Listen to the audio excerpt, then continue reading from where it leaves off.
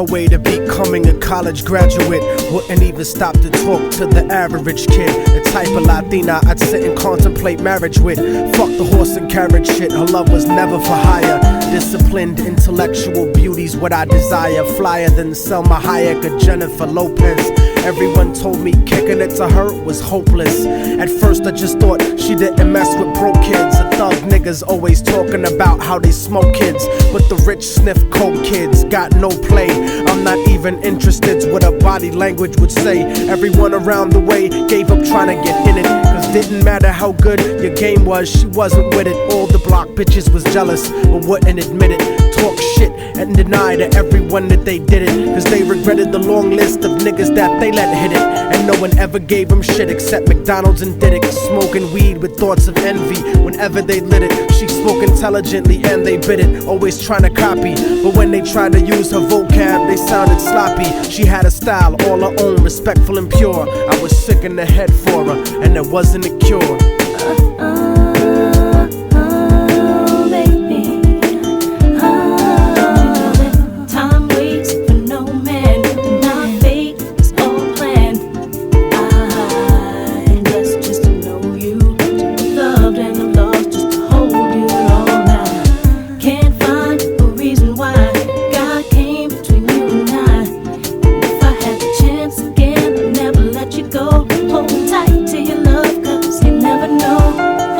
So brown and beautiful, yet empty and sad. I used to talk to her occasionally and she was glad that I wasn't just another nigga trying to get in it. So every now and then we'd stop and talk for a minute. I didn't have a gimmick, so the minutes turned to hours. On her birthday, I gave her a poem with flowers. Then I took her out to dinner after her cousin's baby shower. We talked about power to the people and such. We spent more time together, but it was never enough. I never tried to sneak a touch or even cop a feel.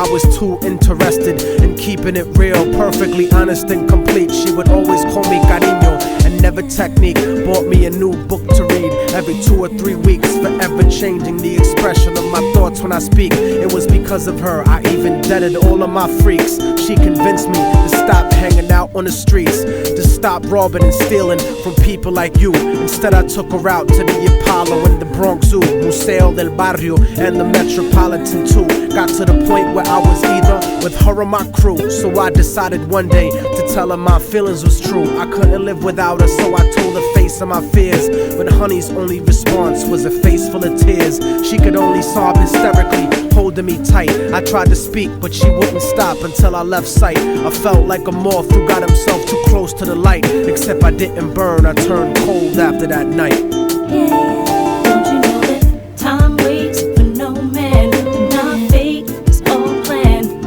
I'm blessed just to know you, to be loved and I'm lost just to hold you all now. Can't find a reason why God came between you and I.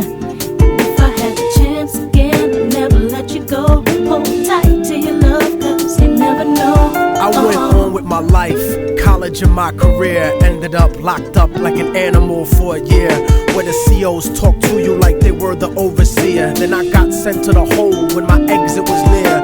At night in my cell, I'd close my eyes and I'd see her, hold her close in my dreams. But when I woke, she disappeared, just an empty cell until the state gave me parole. In the summer, came back intact and on track.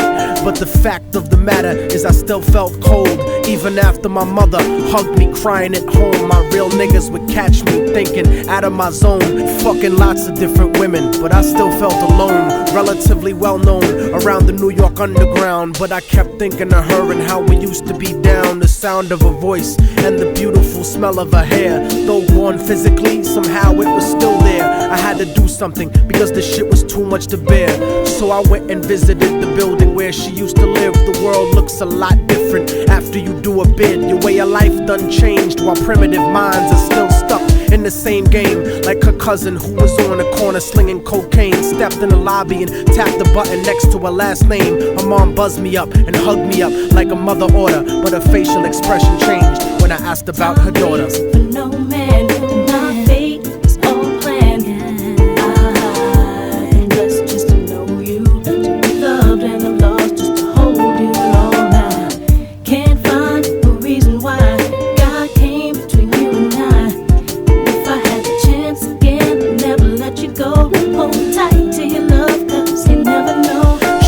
that there was a note for me that was left behind, and she had left it there, waiting for such a long time. I was inclined to ask about it, but she brought it up first. I saw a tear swelling up in her eye, and then she cursed. She told me where the letter was, and I started thinking the worst. Reversed my position, stepped over and opened the door, and sure enough, there was an envelope with my name on the floor. Nobody loves you more than me, cariño's what the letter said. By the time you get to read this, I'll probably be dead. But when you left in 97, a part of me went to heaven. I thank God at least I got to know what love really was. But it hurt me to see what true love really does.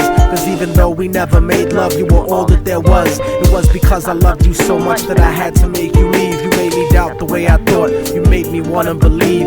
And then I slipped up and I let you get close to me. It was hard to not be openly when people spoke to me. This was not the way I thought my life was supposed to be. Baby, don't you see? I had a blood transfusion that left me with HIV. Hope didn't exist for me since late in 1993. I died a virgin, I wish I could have given myself to you. I cried in the hospital cause there was no one else but you. Promise that you'll meet me in paradise inevitably. No matter what, I'll keep your love forever with me. What happened for the rest of the day is still a blur, but I remember wishing that I was dead instead of her. She was buried on August 3rd. The story ends without a sequel, and now you know our technique. Don't fucking fall in love with people. Hold the person that you love closely if they're next to you. The one you love, not the person that simply has sex with you. Appreciate them to the fullest extent, and then beyond, cause you never really know what you got until it's gone.